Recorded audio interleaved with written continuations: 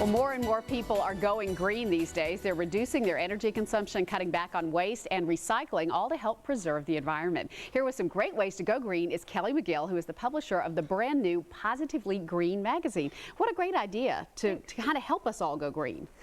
More and more women in the 20, 30, 40-year-old age are wanting to find ways to go green, but there's not really a good source of information for it. If you pick up different magazines or watch different shows, there are little bits and pieces, but there's not just one good source that's positive information instead of something negative, so that's what we're doing. All right, that's great. That's coming out soon, and in the meantime, let us give you some great ideas for things that we can all do. Simple things like recycling. You look at a can, we all know we're supposed to be recycling it, but tell us why this is so important. You surprised me with what you told me about this. Exactly, and it's a little bit shocking.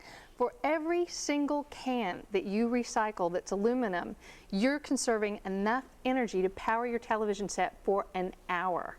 Wow. Because you're not having to extract that raw material from the earth and then transport it. So if your family watches maybe 14 hours of television a week and you can recycle 14 cans, you've just paid for your television habit. So that reduces your carbon footprint and all of that, right? Exactly. Yeah, so it's a little thing that you can do and you don't normally think about it, but it adds up. Yeah. Aluminum is completely recyclable, as is glass, and so you say that's a good thing we should look for when we're choosing packaging for the things we buy. Exactly. I mean, if you're recycling, you do want to recycle everything. Paper, plastic, aluminum, and glass. But if you want to take that one step further and start looking at what you purchase, what you bring into your home, then aluminum and glass products are better because they're 100% recyclable. This can always recycle into another glass packaging of the same quality, but with paper and plastic, it recycles down. So it can only be recycled a number of amount of times before it becomes landfilled.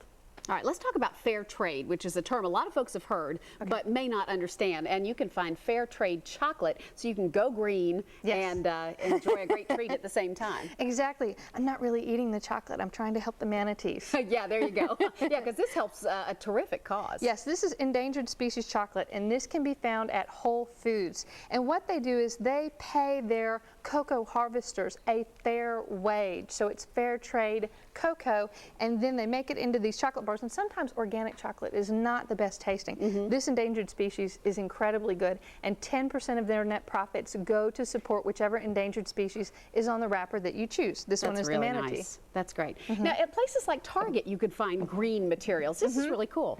Yes. In Asian forests, there have been a number of trees that have just been clear cut, and so you're left with all these stumps. And what they've done, instead of letting the stumps just rot, is they've gone in and they've dug up the stumps and they've created these really beautiful bowls out of them. And like I said, you can get them at Target. That's really nice. Right here in town. Green cleaning products. A lot of folks would say don't clean as well as the harsher ones.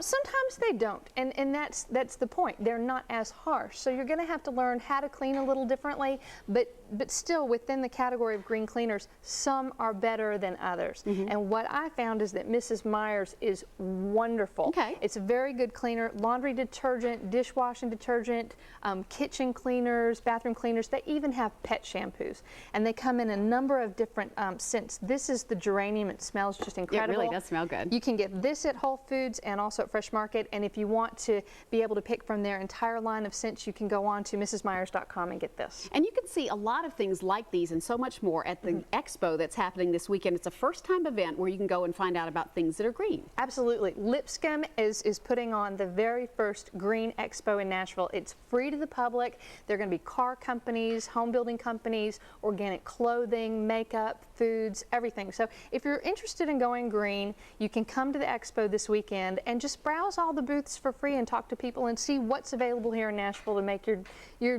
journey to being green a little easier. Yeah, of course, these bags are such a great idea because you're not using something that you're going to throw away and something that's made out of petroleum products, right? Exactly. Which are great.